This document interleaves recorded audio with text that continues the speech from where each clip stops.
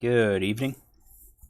Had a late start today, but I'm still going to get my two hands in. So both of these hands, and I think future hands, at least tomorrow and hopefully Monday and Tuesday, I'm going to review hands where I open raised, I c-bet the flop, I c-bet the turn, and then I'm faced with a turn raise. So either a turn check raise or a turn raise by a player that has position on me.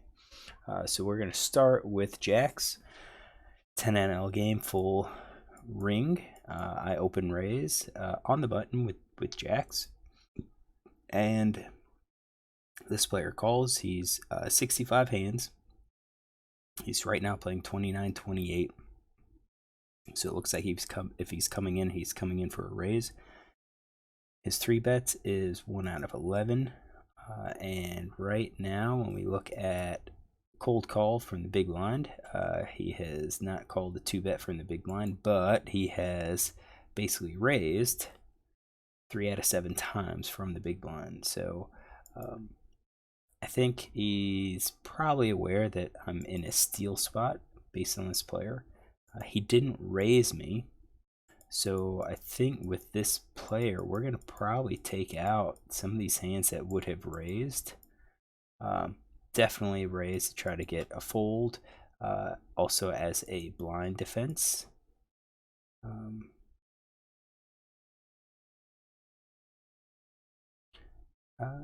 He might. I think he could be raising these suited connectors, maybe. Maybe, or just raising all of these. I mean, he's got blockers with the ace, with the king.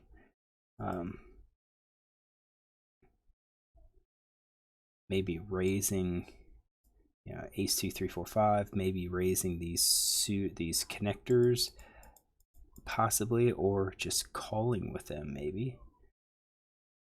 So that's 10% versus my jacks. I think we'll probably stay there since we don't really have a whole, more information on this player. So we'll see a flop, and it's 9 of hearts, 5 of clubs, and 2 of spades. So on that board, it hits this range, 22.3% of the time, if we include gut shots, top pair plus with gut shot and open-ended straight draws. So it's 30%.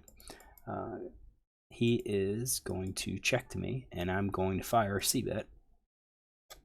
I think this is appropriate. It's a fairly dry board, and our hand's somewhat vulnerable. So you can see like the king 10, queen 10, queen jack, jack 10. I think those are the hands that we're hoping to. I'm going to say we block jacks, we block some jacks, but we have some hands over cards that could come to kind of make our life hard. And if we check, he could bet on one of those overcards, and we're going to kind of be guessing, is he betting for value or is he bluffing because we showed weakness? We skip that c-bet. So I think a c-bet's just fine to start building a pot with our pocket pair. What could he call with? I think he could call with all of these hands. So set, 2 pair, over pair, top pair. I think pocket pair below top pair is probably going to call. Middle pair, weak pair, I think those are all going to call. Those are all pair hands. So 62%. I think we'll go with that. And he does call. Now, I did bet 2/3, so the question is, would he have done 2-card backdoor flush draws? Maybe. Those are, 9, 10, and so forth. And it adds a few more hands. It adds 20% more. There's a lot more hands in there. I don't think I'm going to include it because I don't think every player does that. So we're going to continue with this board. The 9 of diamonds hit, so I think if we're ahead, we're still ahead. And that 9 makes it less likely that he actually has a 9. And when we look at the 9s in his hand, I really only have ace 9 to 10 9 and then pocket 9s. That's about it. I think he has a lot more other cards in his range. So when he checks, I think this is probably going to be a good spot to go ahead and check again, because now I'm thinking that if I bet, he's going to dump these pocket pair, below top pair, the middle pair, weak pair. I think he's going to dump all of those. Yeah, he's going to have a gut shot. So with his gut shots, he might still call. because I could have ace king, ace queen maybe. I think overpair is going to play. Three of a kind, straight, full house, quads. I think quads call. So if I bet, I think he's kind of calling with that range. We're 51%, we're ahead. But I think if we, let's look at the hot and cold, this stuff, the hotness. I think when you look at kind of the hands that are going to be bad for us, I think we're really just looking at those reds. I think the 9 would be useful, but the middle cards are going to be kind of rough. I don't think there's going to be a whole lot of cards that are going to come that really make us hate our hand. And I'm also thinking that I don't know if I can get 3 streets of value out of this hand. So if I bet on the turn and then bet the river, I'm not sure if he's going to call. I think he'd only call with hands that likely have me beat at that point. But if I check here, I think he could possibly lead or call with, let's say, pocket sixes, sevens, eights, maybe even your 6-5 hands and so forth. So I think a check is okay for, pass up the check for to get that river value. Now I bet, and I bet half pot. So I did 2/3 and then I did half pot, and then he comes in for a check raise and does like 3x my bet. And I think that's interesting. So I think in a lot of cases, I see this bet and I'm thinking, I think this is a hand where I could easily fold. Because if you think about what hands is he going to do that with,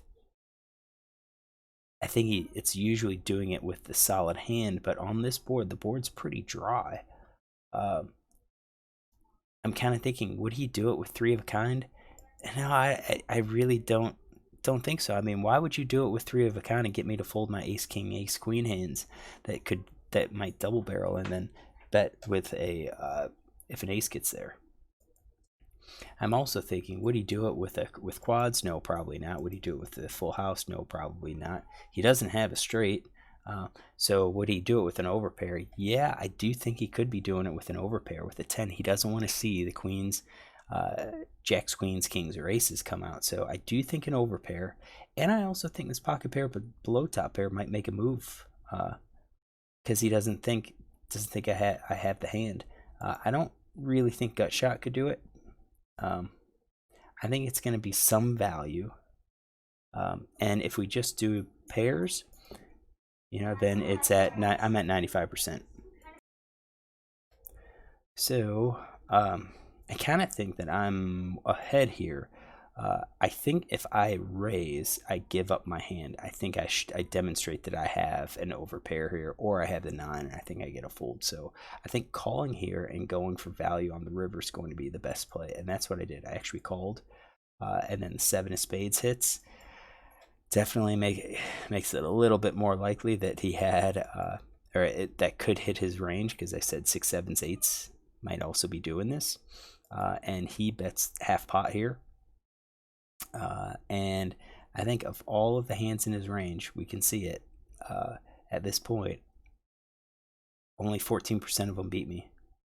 So I think against that entire range, I have to call. I'm getting 85% equity. If he only does it with overpair and that full house, I'm still at 66% equity. So I think I'm gonna have to call here. I'm not sure if pocket pair below top pair. I don't think that's going to bet anymore. So I did call, and he showed 7-4, which is interesting because I don't have that in his range at all. I think if we go back to here on the turn when he check raised, he's looking at just as a pure bluff on this dry board. I mean, it's no overcards, no gut shots, no nothing. What happens if we add 7-4 spades in there, right? I had it taken out. I mean, he called with just basically a backdoor, 2-card backdoor flush. So let's add 2-card backdoor flush. and then the 9 of diamonds gets there. All right, no made hand. He's going to be bluffing with those. I think we missed this hand. I think all we can do is just kind of say called button steal from big blind with 7-4 clubs. Check raised. Called flop Cbet with no draw, and then check raised. Try turn as bluff, and check raise. Check raise, dry turn. So we'll do 3x turn Cbet.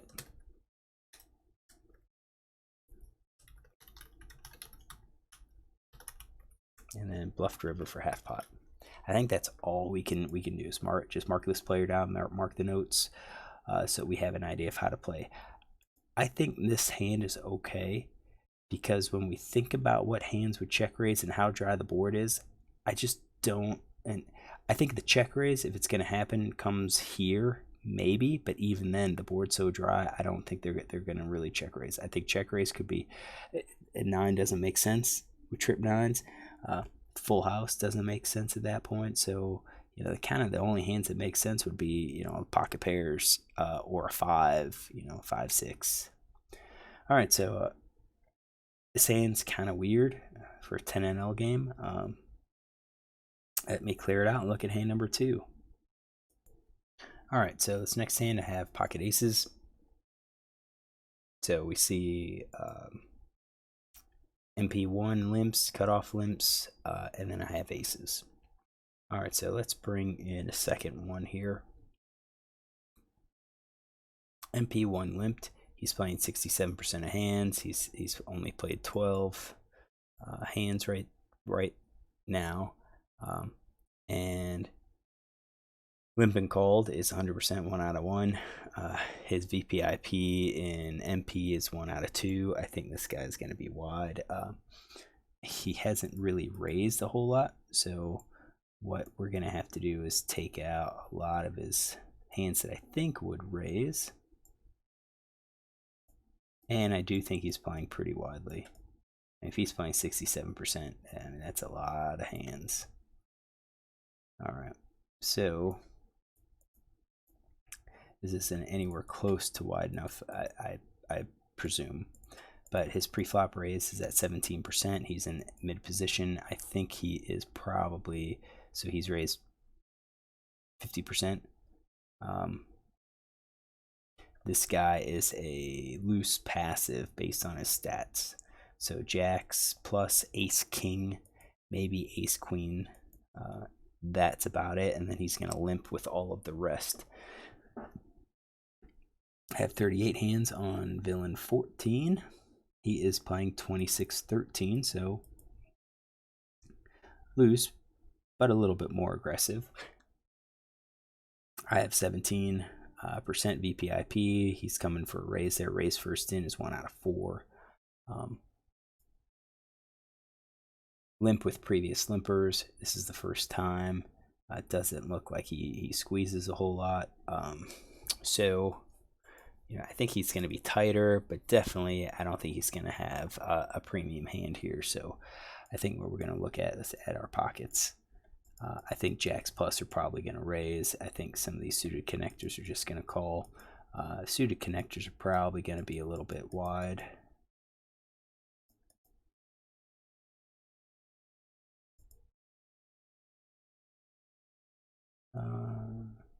He hasn't raised, but he 26-13. King queen maybe. I think he can limp with the suited aces. That's probably okay. And then I have aces, so I've got ace of club, ace of diamonds, and I do raise. So I raised 5 big blinds. I think that's sufficient. and both players call. So let's go back and look at these ranges now. So I raised to 5 and he calls. Is he going to call with his entire range? I don't think so. I think he's going to give up some of these. Hold on, let's check his limp and call a raise. I don't know, maybe he'll call with all of his suited aces. Maybe he will give up on some of these other hands. Maybe the suited queens. Maybe some of the suited kings. Maybe leave something like that. Maybe get rid of the weakest of those. This guy calls. I think he's probably just going to call again. 26%. He already has a fairly tight range. So I think we'll just go with those two ranges. All right, so the flop is king 8 of spades, and then queen of clubs. So I'm going to be ahead of this guy's range, so 81% against that range. I'm going to be ahead of this guy's range. I mean, king queen, yeah, there's a possibility they have 2-pair, but I think he could have raised pre-flop, but he is kind of passive. So I left the king queens as like limping hands. A lot of people do that, but I think this second player playing 26-13 might be a little bit more aggressive in terms of raising with his better hands, especially against the limper. So like king queen suited, I think he might be raising. Might not. So I'm gonna be ahead. I've got top pair. They both checked me, and I think that's gonna be standard. And now it's a question of, should I bet or should I check? So I do think I'm going to be betting here. I think there's going to be a lot of cards that call. So any of the kings, any of the queens are going to call. Any of the spades are going to call. I think gut shots are going to call. So 9, 10, 9, jack, 10, jack. I think your spades are going to call. I think your 8s are going to call. I also think some of the, 9s, 10s, and jacks might also call. So I bet 8. So I bet half pot, and this guy folds. So we'll get him out. And then this guy calls. So the question is, he is somewhat tight. His fold to Cbet out of position is 50%. What is he going to call with? I do think he's going to call with his top pair. I think he's going to call with his middle pair. His weak pair, I don't think he's going to call with all of them. Flush draw is calling. Open-ended straight draw is calling. I think we're going to include the gut shots. I think we have the flush draw plus pair already in there. Flush draw plus open-ended straight draw. So that is, yeah, we already have that. Flush draw and gut shot. Ace 10. I think we've got all of those. So 51%, and against that range we're at 67%. So I still think we're ahead. And now I catch the ace giving us trips. That's kind of a good card and a bad card. Good card because it does give us trips. Allows us to beat king queen now. But the bad card is that I did have 10 jack in his range. I did have 10 jack in his range. Good card for me too is that I do think he had the flush draw, the nut flush draw. So now he just caught a top pair with the flush draw, nut flush draw. I think he's going to call another bet here. So he checks, and I bet half pot again, and I think he's going to check with a lot of that range. And here he raises me. So now he raises me like 2.5 times my bet. We are deep. What is he going to check and then raise with? All right, so I do think he's going to check raise his straight. He's probably going to check raise his set. And I think he's probably going to check raise his 2-pair at this point. He basically with the king queen, he can think that he has, he's got ace king blocked. He's got ace queen blocked. I think even if he has ace king and ace queen himself, he's going to think that, what could I possibly have? What could I call? Maybe I have the spade. But I mean, he's going to have the spade. So The two pair is going to be, you know, king queen really. The flush draw, is he going to check raise with all of his flush draws? No, I don't think so. We're going to delete all of them.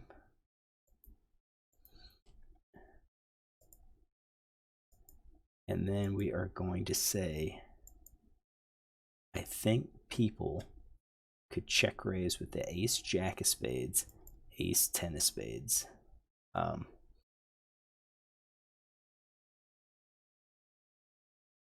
Hoping to get a fold.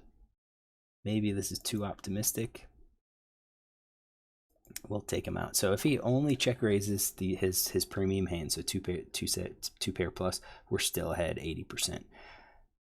If he adds in the flush, that flush draw, you can see that we're still, I guess, 81%. So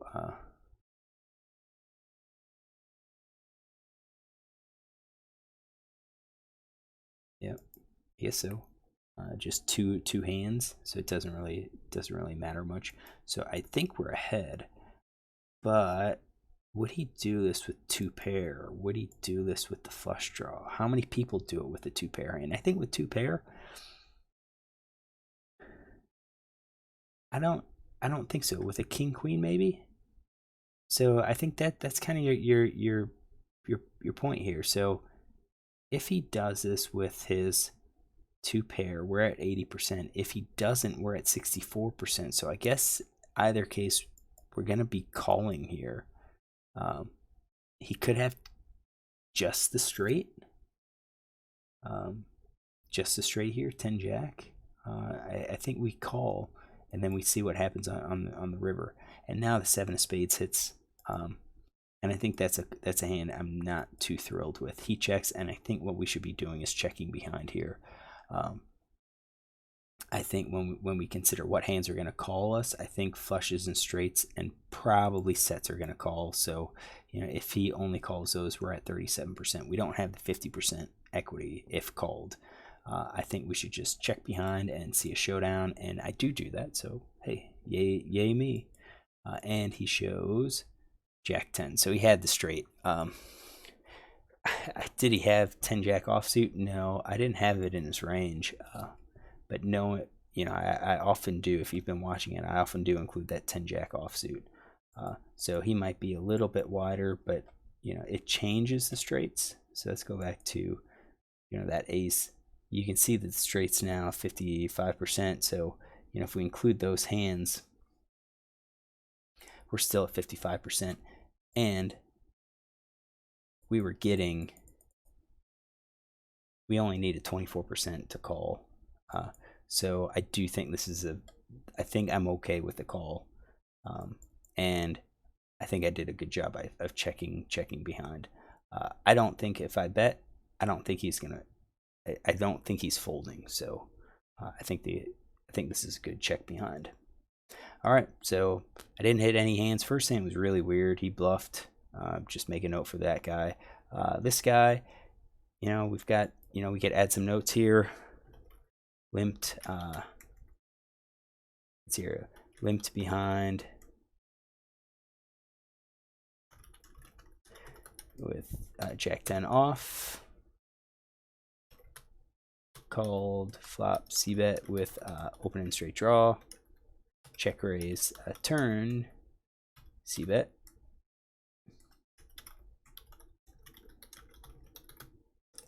And then check here. Check R.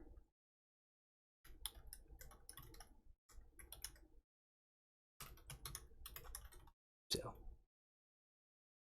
just something to remember this guy to help us build his range in the future.